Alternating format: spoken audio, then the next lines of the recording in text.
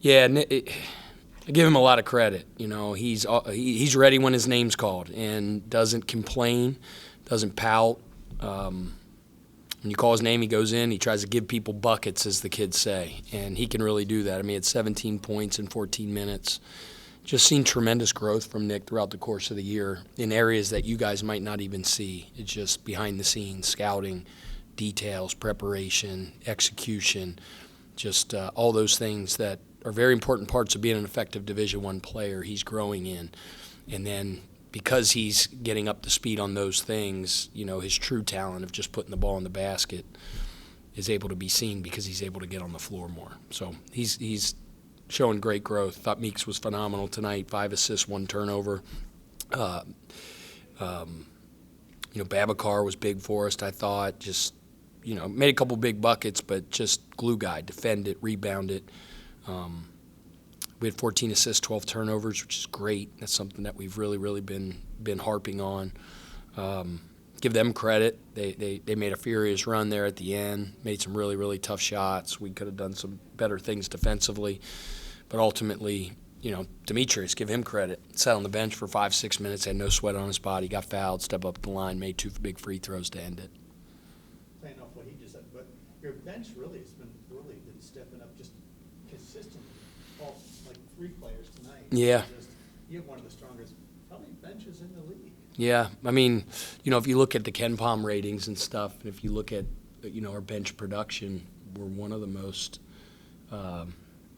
We get as much production off the bench as anybody in the country. I don't know what our ranking is, but we're very deep. We play a lot of guys. And it's just fun to see in different games, different guys make big contributions and step up. So I think that's a sign of a team that's growing, has a chance to be really good. You get 2 more games at home and then 4 away. It's crazy, and it's all going to happen in 13, 14 days. I mean, we're an NBA program just because of those cancellations and whatever it's going to be. 7 games in the next 14 days, is that what it is? And we're averaging, 6 more games, I think.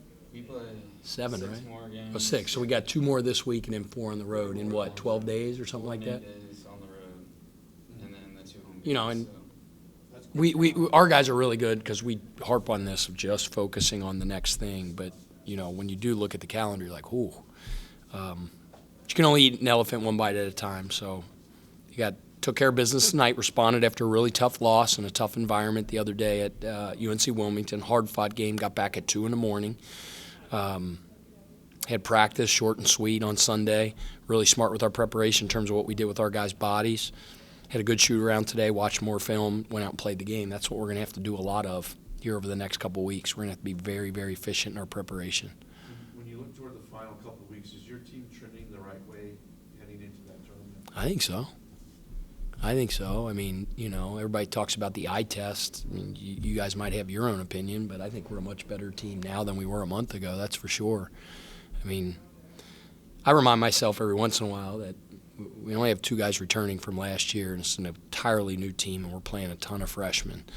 You know, and you look at where we're at right now, you look back on the season, there's games you wish you could play over, but I think it all, you know, those things happen for a reason, and if you treat those setbacks the right way, they can help you grow. But I feel really good about where we're trending, and you know, it's that time of year. It's fun. You want to be playing your best at the right time of the year. We just came off, obviously we lost at UNC Wilmington. Before that, we went on the road and won 2 or 3 or whatever it was, and I just feel it. You feel it in the locker room. The guys are still leaning forward. They got great buy-in, and I'm excited to see where this team goes. Nick said he weighed 285 pounds when he got here. That's hard to believe. Well, we have the best strength coach in the country, first of all, and you know, we put a huge emphasis on nutrition in our program. I don't know, can't imagine there's many programs in the country that focus on that as much as we do. So, you know, I give a lot of credit to Nick because that takes an unbelievable amount of discipline to lose that amount of weight. There's a picture. You should see the before and after. It's ridiculous. I'd love to see that. He looks good. It's ridiculous. So that's him. That's him showing a lot of toughness, resolve, discipline. But you know, like I said, Eli's an absolute monster. And Well, he couldn't play the way he is now No, it took us 2 weeks when he got here to convince him that gravy wasn't a beverage, and then he kind of started to get on the train a little bit. But yeah, man, it's amazing transformation. He's just a fun kid to be around. He's got a great mindset. I think he's got a really bright future. He's confident with the ball in his hands. He's got a natural ability to put the ball in the bucket. He can put the ball in the basket. It's in his DNA. Some guys just have that knack. The thing about Nick is he owns the shortcomings. He knows why, early on he was barely playing at all, and, now it's starting to build and build and build. He's to be the first to tell you that he's got things that he has to get better at, and he's doing that. Did you recruit him at Winthrop by any chance? No, we didn't. He was a 4-star recruit and had all type of NC State, all that, obviously. Obviously, we knew of him. And, sometimes just not a right fit, right? And I think he's found a home here where he is a really good fit. And we love having him. And I think our coaches, Eli being one of them, all of our assistants have done a great job helping him evolve and become a better player. But we could say that for all our guys. I have an elite staff. They somehow they make me look semi-smart, which is really, really hard to do. End of the game there, you don't want to foul that three-point shooter. Well, we do, okay? So my grandfather, God rest his soul, would kill me if he was here. But here's the reason we didn't. When they started the possession, there was 19 seconds on the game clock. So, there's 8,000 things you have to work on with your team, especially a young team, every single day.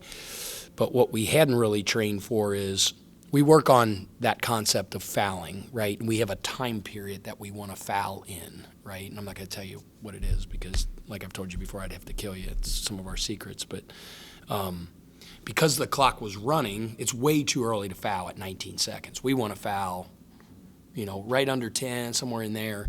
And as the possession's going on, it's hard for us to communicate to the guys to execute that strategy.